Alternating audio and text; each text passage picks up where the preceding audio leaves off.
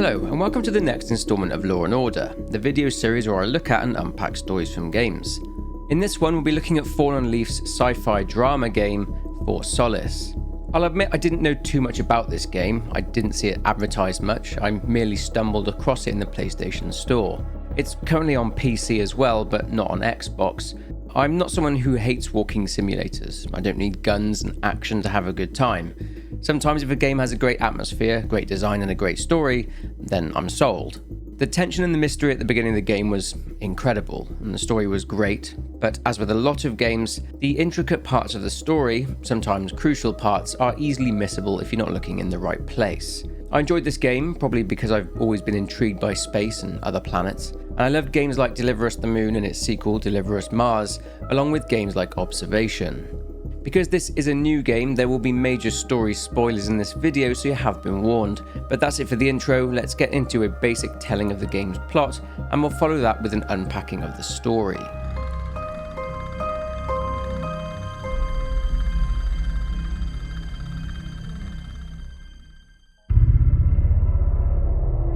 It's the 11th of October in the year 2080 on Mars. Two engineers, Jack Leary and Jessica Appleton, working for Terra Mining Industries, are working on repairing some machinery after bad weather conditions had damaged it. They back and forth about zombie films, the unpredictable weather patterns, and their current work cycle, of which Jack was about to go on vacation the following day. Jack then receives an alert on his multi-tool. It's a notification for urgent response. Someone over at an old nearby base called Fort Solis has initiated a manual alert. Jack states that he'll contact Fort Solis and see if it's just a false alarm. He does attempt to contact them, but there's no response, so he jumps in an LTV and drives over to Fort Solis to see what's up. Jack arrives at Solis with no sign of security anywhere, and he finds the main door of the ridge access to the base locked due to an internal lockdown. He begins a perilous climb to the top of the ridge. The red storm is picking up, but at the top, Jack makes it to the base's main atrium. Inside, it's quiet.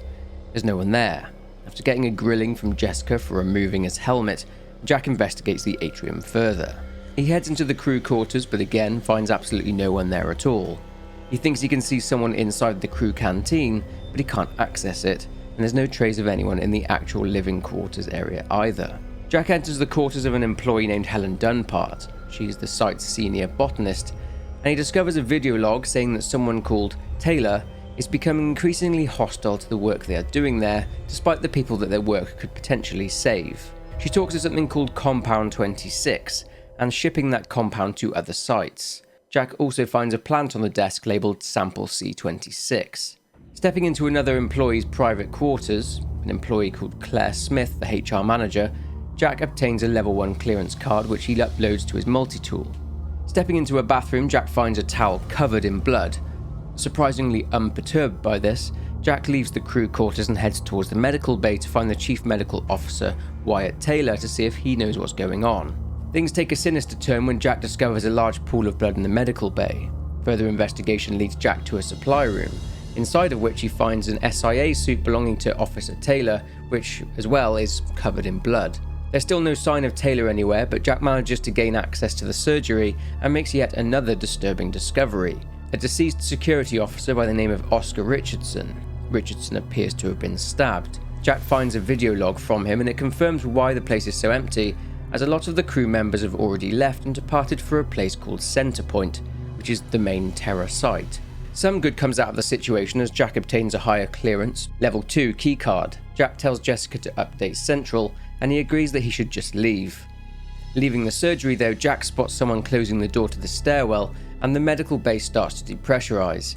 Jack needs to escape and get to his helmet, and oxygen, and fast.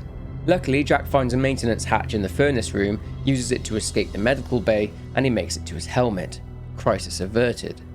But the fun and games aren't over. Jack attempts to exit the atrium and someone stumbles in from outside. It's Helen Dunpart, and she too, like Officer Richardson, has been stabbed multiple times. She's dead. After telling Jessica to report a violent act incident to Central, Jack says he can't just leave. He says he'll try to remove the lockdown and check the cameras for the 4 remaining crew members at Solis, then he'll leave. He needs to reach the generators, so he journeys through the drill bay hangar where he finds a level 3 access pass. He narrowly avoids a bad injury to his leg due to an out-of-control platform. He strips the cart of its power core and uses it on a tunnel tram. Jack has to manually open the drill bay doors, but eventually he makes it outside.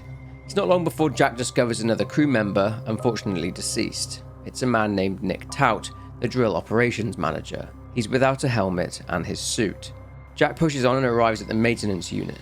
He finds a generator, but it was powered down. Seems that someone hacked the control panel and locked everyone out. The second generator has been sabotaged. Leaving to get out of there, Jack is attacked.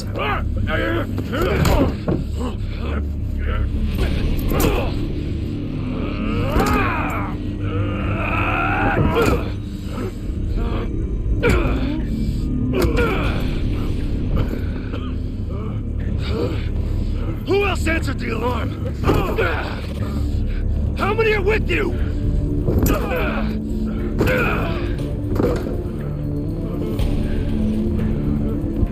Back here. I asked you a question. Jack! Jack!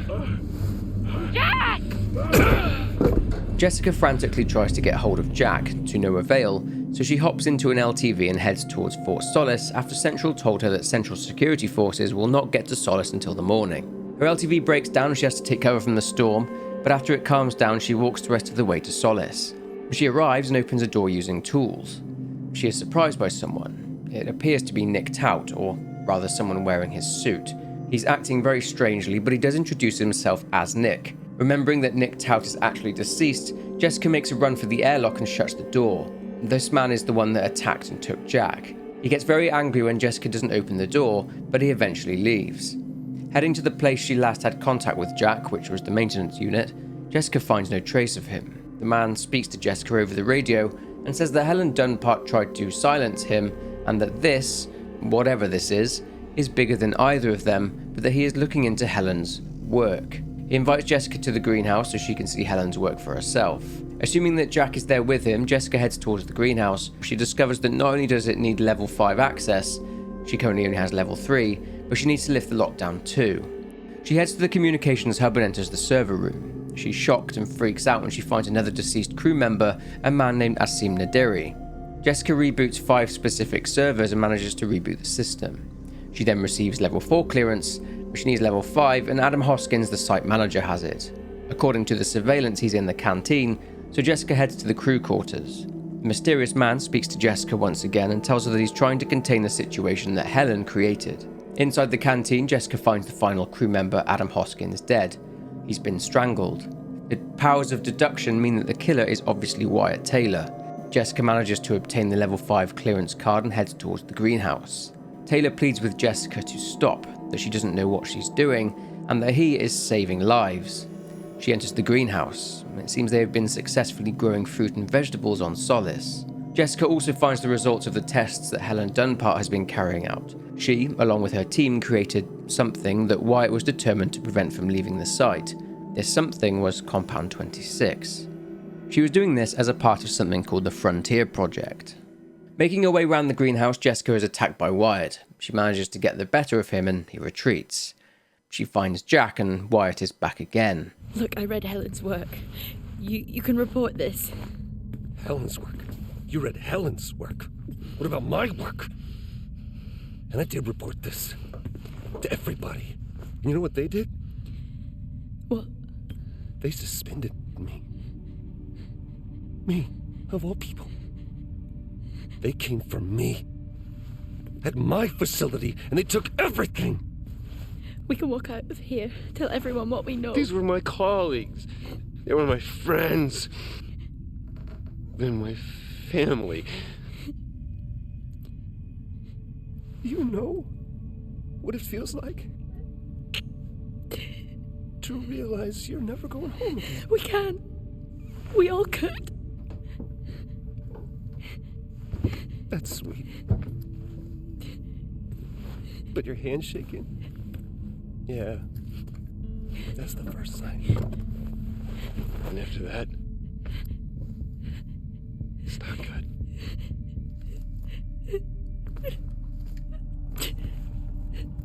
I'm sorry. I'm sorry. It's gotta be this way, because you really look like good people.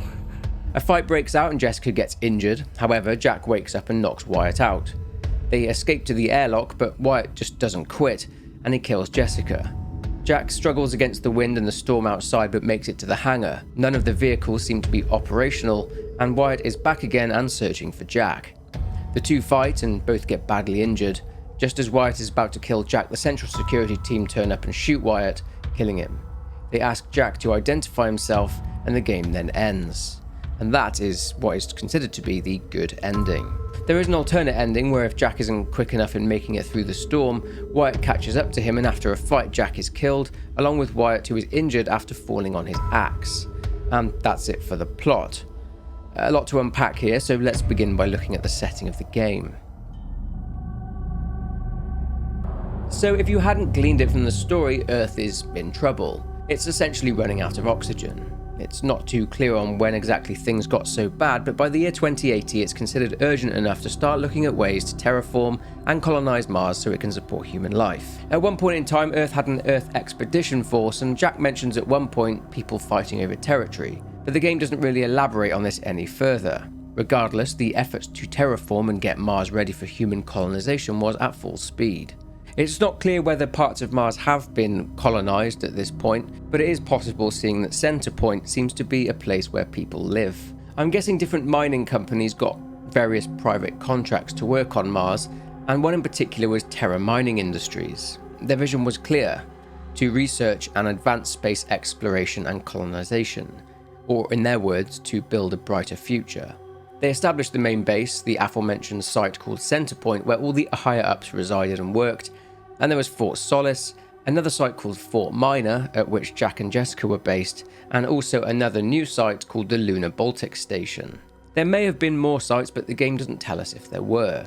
Fort Solis was very old, and a lot of its areas were failing. Doors weren't working, they were using old equipment, and equipment was straight up failing, such as the winch that Jack was using at the start of the game. The frequent storms were also doing bad damage to the arrays. I've just been out to look at more weather damage to the arrays. We're cycling out of season towards the storms, and tensions are high here. Days are getting harder. The site is on course, and we continue to work towards a better tomorrow. Today, our power system continued to fail. The array becomes more damaged with each cycle. I get that people are frustrated, but there is only so much I can do. There were plans to build a spa by 2081, and were already taking on bookings for the Gaia Spa and Resort. Mining crews stopped drilling during storm season, and with storms becoming more frequent on Mars, time is of the essence. Let's begin this section by talking about some biology, specifically Martian biology, Martian soil. Soil on Mars in general is thought to be harmful for plants and for people because it contains a lot of chlorine in molecules known as perchlorates. The perchlorates, which are toxic molecules, need to be removed before using the soil in order to grow crops and, of course, food. The soil also bears a lack of nutrients. Plants also need water to grow, and water on Mars is very scarce and in extremely short supply. And what water there is on Mars is very salty, too salty for plants to grow. Water is either purified on Mars or it's transported from Earth. Mars also receives less sunlight than Earth due to it being further from the sun, and due to regular dust storms blocking out the sun, the greenhouse on Fort Solis simulates Earth's conditions within it, allowing plant life to grow. Helen Dunpart was a senior botanist and researcher on Fort Solis. She worked in the greenhouse. She would make video logs concerning her team's progress, and these gave us good insight into how things were or weren't going. Soil on the Solis Planum, which is a plateau on Mars, thought to be 1,811 kilometers long, despite being subpar, was showing encouraging signs of adaptation. It was discovered that plant life that interacted with it showed accelerated signs of growth, but that plant life would expire just as fast. The idea was to create a compound that could somehow be used to create sustainable oxygen. Helen, determined to succeed, introduced many formulas, each one giving her team varying forms of success. There was a mining team on Solis, headed up by drill operations manager on the site Nick Tout. Helen would request that when they were drilling, they would bring her soil samples for experiments. They bought her some, but Helen would demand more, and more, and more. Surface trips are still progressing despite the increased demand from Helen. This cycle it's been a tough one. Morale around the team remains good as the storm season approaches. Most are looking forward to a break. The power outages here don't help, but we've done our best to manage. Despite Helen's demands, Nick Tout actually believed in what she was doing. He did all he could to supply her with what she needed, even if the cost was high. People were getting sick, which we'll get to shortly, but Helen was making progress. Feels great to be included. Feels like what I'm doing here is more than just keeping the drill spinning. This planet, this base, it could house evolution. That matters. Wow, I sound just like her. The greenhouse also had an apiary. Compound number 19 was contaminated by the bees, but it was noted that the bees that came into contact with the compound were initially absolutely fine. That wasn't until some time later when the bees did cause some problems, as workers reported bees escaping and entering their suits, becoming more aggressive. The prior compound, Compound 18, was not great at all. The soil expired within 2 days, and this result was what led to demands for the drilling team to dig deeper into the ground. Compound 22 wasn't great either. Compound 23 went a lot better, sustaining growth lasting 12 days whilst maintaining a healthy level of nutrients, dying off within 2 days. The soil is still not as desired, and Compound 24 was even more successful, and then Helen's team made significant progress with Compound number 26. Compiling a new compound this week has meant for a more concentrated measure. As the teams continue to provide us with samples from the site, we look to regulate the growth rate through controlled nutrients. Whilst time runs out for those back home, we are so close to sustaining life here. The work we're doing is bigger than all of us. We are beginning to see aggressive acceleration with Compound 26. It seems to be able to sustain environmental hazards as a result. This development has been fundamental in... Ma'am, Dr. Taylor is here again, requesting to come downstairs. For the last time, he doesn't have clearance. He shouldn't be here. Yes, ma'am. However, he says it's a question of ethics. Where is he? Boreal region, ma'am. I can't believe it.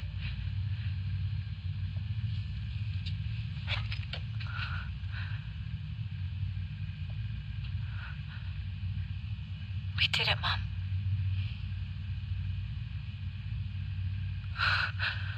Helen believed Compound 26 could save lives. Compound 26 can save lives. The soil, it accelerates, it creates compulsion. The work we have done here will only further the effort on Mars. Others will come here. I'm recording this as I hear more than just dust against the glass at night. The storms have arrived. No one trusts anyone anymore. I have left a core sample of Compound 26 in my steel drawer within my office. But something sinister was up with Compound 26. Wyatt Taylor was the chief medical officer on Fort Solis. Although he was passionate about his work, Wyatt was very homesick. He missed his wife Chris and his kids. This homesickness was made worse by the fact that Wyatt's video calling access was broken and he was getting very exasperated by it. At one point, his daughter Rachel asked for a space plant, so Helen gave him one for Wyatt to take home with him. But Wyatt's work on Fort Solis started to take a turn around September 2080. One of Nick Tout's drilling team was very sick with what Wyatt thought was radiation poisoning. The situation regarding site exposure is a growing concern.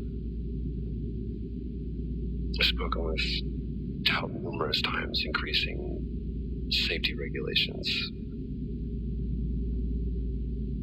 Today wasn't good. One of Nick's staff was admitted after suffering from extreme dehydration and fatigue. We had to sedate him. His hands wouldn't stop shaking. And after the patient vomited blood, he was sent to Center Point for further treatment. they'll administer standard care for hematemesis. I strongly recommend it based upon the current situation here of DTPA, but unfortunately at that point it's...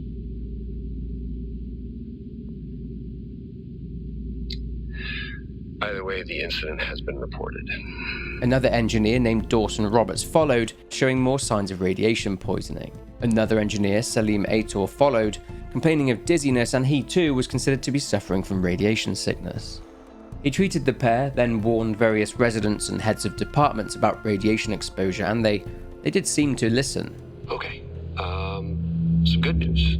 I think my work here is beginning to pay off. Tout's team is finally beginning to listen to my warnings about exposure. They recorded higher rad levels at the site this week, and I've had to treat 2 of his staff for radiation sickness. Dawson is showing signs of hypotension, and Celine complained of dizziness. Current treatment is daily administration of potassium iodide. I'm pretty sure we caught it quick, but out of an abundance of caution, I'll go ahead and schedule a CT scan for Celine, just to rule out vestibular disorder. I just have no idea why these guys insist on working such long hours at the site. They know that it's against regulations. I just don't think that they're fully aware of the risks. Taylor, the guy doesn't let up. Threatened to report me for overexposing my team. This is really getting out of hand. I need to unwind. Beer and poker with the guys tonight. After this cycle, I'm taking a break. I need it. Wyatt then confronted Helen. Progress, if you can call it that, has been rising since we introduced the new formula. The results we have now can buy us time to... 2, Helen. That's 2 now. There's nothing to suggest it has anything to do with Compound 26. Liar. They have been transporting this stuff for months. I don't know what to tell you, Wyatt. It has nothing to do with what I'm trying to do here. I have a duty here. And the work you're doing, it needs looking into. Well, unless you have clearance, I don't see that happening. People are getting sick, Helen. They're getting sick. How can you not see that? Because it's not true. This is confirmation bias, Helen. You know it. I confronted Helen today about the situation here. She flat out refuses to admit anything is going on. More of Nick's teams are showing what I believe, based upon my medical experience, to be clearly radiation sickness, but she said that due to the varying symptoms being displayed by each patient, I currently have nothing conclusive to confirm my diagnosis. But there is one consistent factor, and that's the hand trigger. That's a sign. But Wyatt was slowly becoming more and more suspicious. He claimed to hear sounds at night, like something was being done in secret. I'm not a kid. I don't need to be told that sometimes things just go bump in the night. And yes, I know that there are storms happening outside, but the storms, they don't make these sounds. I hear deliveries and activity at night. Something is going on here. And I need to find out what. So I will confront Nick about my findings tomorrow. So he did indeed go to confront Nick Tout. The T-13s have finally arrived. These will make working on the site so much easier.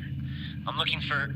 Sir, Officer Taylor's here again, insisting to come in. For a guy who lectures me non-stop about safety regulations, you'd think he'd understand why he's not allowed back here. Wyatt was irritated because he'd warned various residents and the heads of departments about exposure and working hours being too long for the engineering team, leading to various clashes with these leaders. I mean, it wasn't like Nick wasn't trying. He was concerned about the level of injuries and damages himself and reported them to the site manager, Adam Hoskins. These storms, we've suffered setbacks. Helen continues to demand materials, but we simply can't meet her demands. My whole team is agitated and arguing all the time now. Everyone seems different.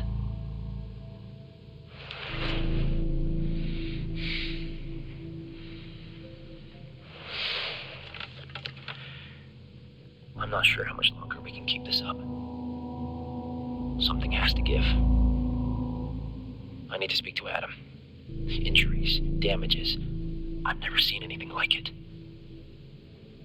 We shouldn't be out there. Wyatt, being a medical officer, didn't have the necessary clearance and was being stonewalled by his colleagues when he tried to investigate what was making people sick, as seen by this email from Nick Tout to Wyatt. At one point, Wyatt even went as far as to accuse Nick of purposely harming his own team. Had to separate Nick and Wyatt today. Another argument. I'm not sure what has gotten into either of them. I'm amazed Wyatt actually thinks Nick is intentionally harming his team. So bizarre. He'd follow this up with emails to Adam Hoskins, where he suggested that Helen's project be evaluated and that Nick's team should stop what they're doing. Adam met with a lab technician who worked in the greenhouse, and she left a sample with Wyatt. And Wyatt then sent an email to Asim Naderi in which he asked who has access to the greenhouse, and he mentioned a serious health warning. Then there's Adam Hoskins' voice log. I'm recording this as a record. The Better Tomorrow project, it's not what we thought it was. There is no tomorrow. I know that now. We are all damned.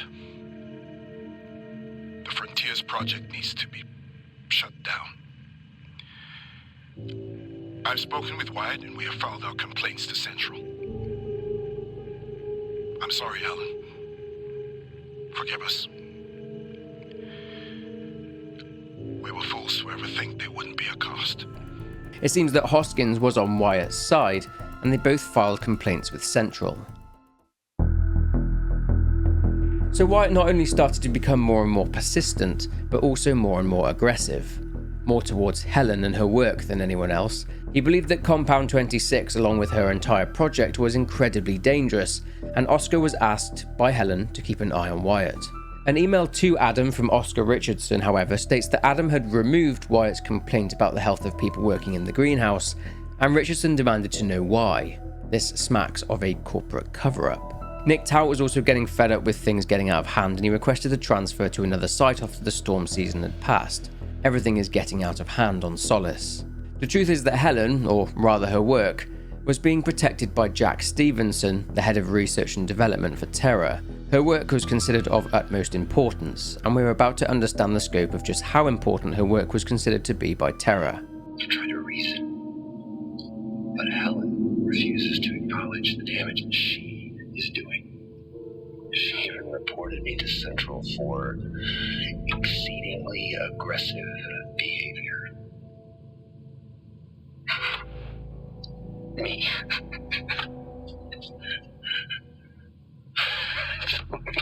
After Helen achieved success with Compound 26, she informed Jack Stevenson of the success, and he informed her to move to Phase 2 and that he'll dispatch a team to collect a sample the following day. After a complaint was put in by Helen to Central, Wyatt was suspended. Oscar Richardson was ordered by Terra's security division to remove him from the site and to take him to his transport. Sadly, the situation between Officers Dunpart and Taylor has reached boiling point. I've been instructed to help facilitate Officer Taylor's removal from the site. I'm heading over to the medbay now. It's a shame it's come to this. But Wyatt didn't take his suspension well. He thought he was just trying to save lives and protect people, but he was being punished for it. Today I can't believe what I saw.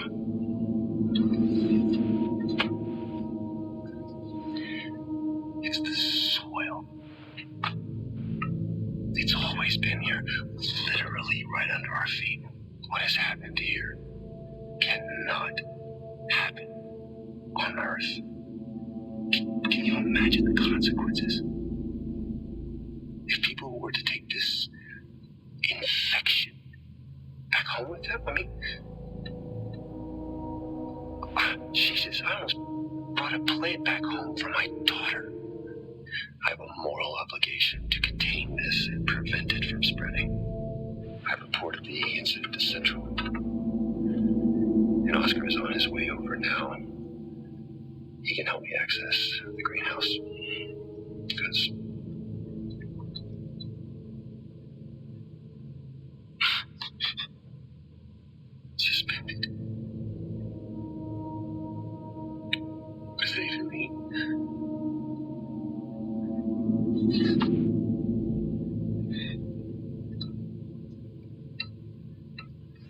just hope I have the strength to do what needs to be done. Wyatt sent a package to Earth to his wife and told her not to open it. I sent you a package. Do not open it. Okay? Do not open it. Just take it to Tom. Don't tell anyone, but he'll know what to do. There's something I gotta do up here, but, tuck the girls in for me, and,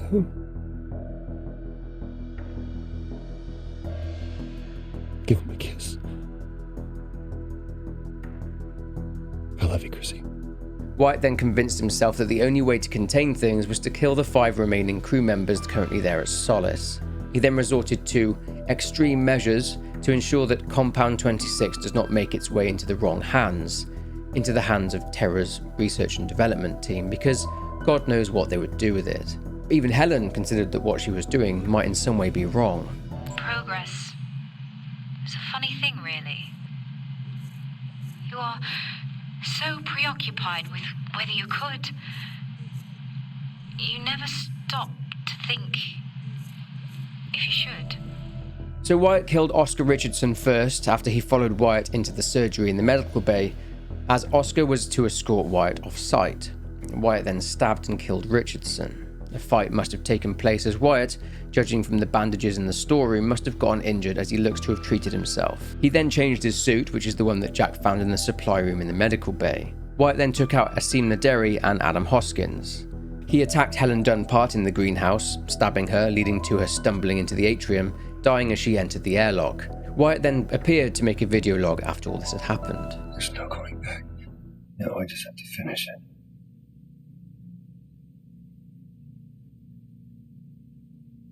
They may never really know what I did to save them. All of them. But I'll know. And that'll just have to be enough for now. Wyatt then went after Nick Tout, killed him, and then put his body in the storage container outside, taking his suit and his helmet, which explains why he was wearing it when Jessica encountered him in Fort Solis. It could have been Nick that sounded the alarm. So one thing that happened in the game was that the hangar door got damaged. Workers started to speculate as to what could have damaged it. The most obvious and widely accepted version of events is that it was the storm that damaged it. Things are getting a little wild now. I'm about to go and inspect the hangar doors with Nick, who claims claw marks or something. They're actually considering an animal tried to break in. Imagine. That really would be the cherry on top. Alien life. Examining the damage to the drill bay access door, it's hard to determine the cause. Contrary to popular theories, I do not think an animal or whatever was seeking shelter from the storms. Anyone suggesting that really has been up here too long. Nick Tout even found a rock which he gave to his pal Dawson, which bore deep scratch marks on it. Not only that, but the scratch marks are consistent. An email from Nick to Asim mentioned power issues and i5 support. His team are getting sick due to a time delay, but what's interesting in this email is that Nick says that he can't have people looking into his team. What is he hiding? Terra are definitely up to something suspicious, even more so when you see an email from another researcher named Torsten Schmidt. His thoughts echo Wyatt's, that Compound 26 is dangerous and that they don't fully understand what it is they have made. He calls it lightning in a bottle, that Jack Stevenson and his team cannot get their hands on it, and as we heard, Helen also has her doubts. You never stop to think if you should. What on earth did they discover? Also, Jessica mentions that to her knowledge, the Frontier project was shut down years ago. However, it's definitely been active up until this point. Helen, like Wyatt, also sent a package home. Did she send a sample of Compound 26 to Earth 2? What if her family opens it? I mean, I personally like this level of ambiguity. Is there a creature there on Solis? Has it been born of some experiment by Terra Mining Industries? Who knows? But anyway, that's it for this video. If you did enjoy this one, then please leave a like and subscribe to the channel. Leave a comment with your thoughts below, but for now, take care, and I will see you in the next one.